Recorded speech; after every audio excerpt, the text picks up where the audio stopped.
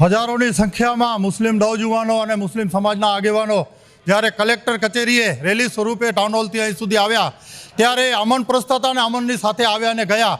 પણ તંત્રને અમે કહેવા માંગીએ છીએ, કચ્છની પરંપરા મુજબ તમે અગાઉ પરંપરા નાખી છે કે નાની એવી ભૂલના કારણે પણ મુસ્લિમ સમાજ ઉપર પાછા કરી છે, ત્યારે મુસ્લિમ સમાજના મહાન પેગમ્બર જે આખા વિશ્વના પેગમ્બર છે તેના ઉપર જો અભદ્ર ટિપ્પણી થતી હોય તો તેના ઉપર પાછા લાગવી જોઈએ.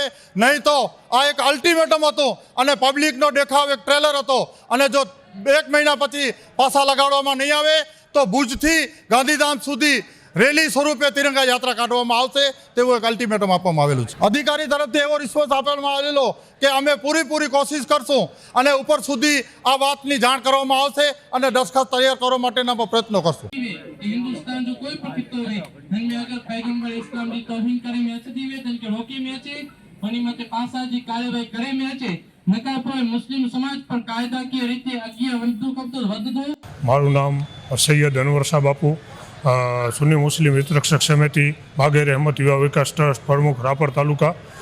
આજની જે યુવા મુસ્લિમ સમાજ દ્વારા એક આવેદનપત્ર દેવામાં આવ્યું અને ગુસ્તાકે રસૂલ જે રસૂલે પાક સલ્લલ્લાહુ અલૈહિ વસલ્લમ એક ધર્મ માટે નથી, પેગમ્બર સર્વ જાતિ માટે અને સર્વ ધર્મ માટે છે અને હંમેશા અમે કાયદાની માન મર્યાદા રાખી છીએ અને કાયદા ઉપર અમને વિશ્વાસ છે અને અમે બસ એ જ કહેવા માગીએ છીએ કે જે પણ ગુનેગાર શખ્સ છે એના સામે પાસાની કાર્યવાહી કરવામાં આવે. પેગમ્બર સાહેબનું જેણે કાર્ટૂન બનાવ્યું અમારા સૌની લાગણી દુભાડી છે અને અહીંયાથી હું સાહેબને એક મેસેજ દેવા માગીશ. આજ જે દેશનો કાયદો અને વ્યવસ્થા છે, જ્યારે મસ્જિદ કે દરગાહ પડતી હોય ત્યારે જ ખાલી અમારા લોહીની અંદર એવું નથી કે અમારા લોહી ઉપરતું હોય કે અમને જોશ આવતો હોય.